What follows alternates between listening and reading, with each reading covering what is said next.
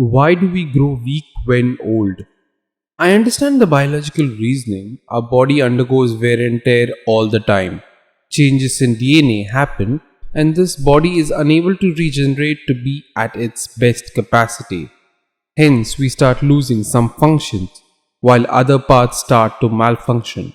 So, we start having weak, disease ridden body and memory loss. My question is, why be designed to live till old? Why not terminate the body at its prime or at the first sight of decline in quality of life? Simply put, what could possibly be the biological advantage of old age? Any of you listening have a scientific reason for why we need old age, then I'm open ears for that. But keeping my belief system in mind, I have a theory why we need to grow old. To begin understanding what I mean, first you must understand the idea of identity. Who are we? Our external physical appearance gives a lot of pointers as to who we are. Indian, male, brown skin, average height, etc. That is who we are, but not entirely. These physical features change with age, health, and accidental luck. A more permanent identity is who we are in our head. I'm a doctor, I'm an artist, I'm good in maths. Our mental capacities tend to stay steady for longer time. But that too is not permanent as our brain ages.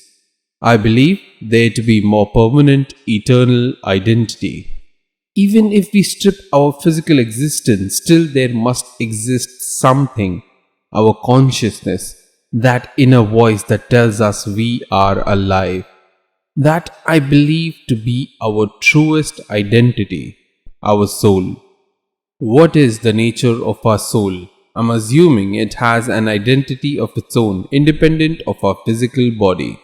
We have no recollection of our soul identity while we live, except for those basic instincts and skills that come to us naturally and make us born talented in something. That could be a hint to the true nature of our soul, provided it's not something passed on to us by genetics of our parents.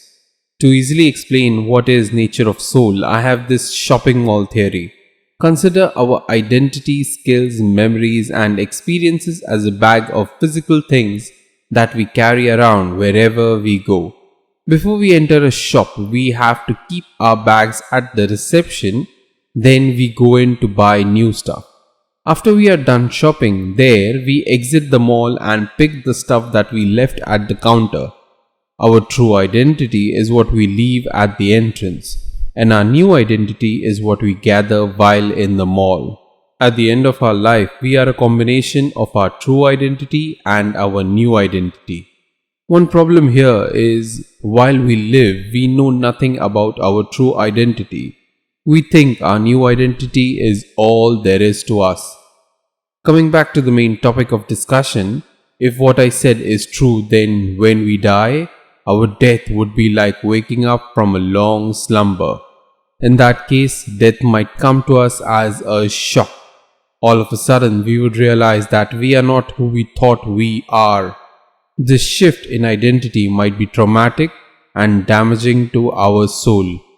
Hence, old age allows us to have a smooth transition. As we grow older, our body functions slow down. We start forgetting stuff. Basically, we lose significant portion of our new identity.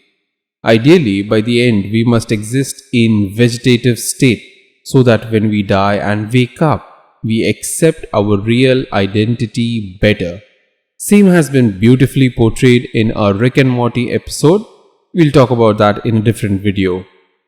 If this is confusing, don't worry. I intend to explain this concept with a fictional example.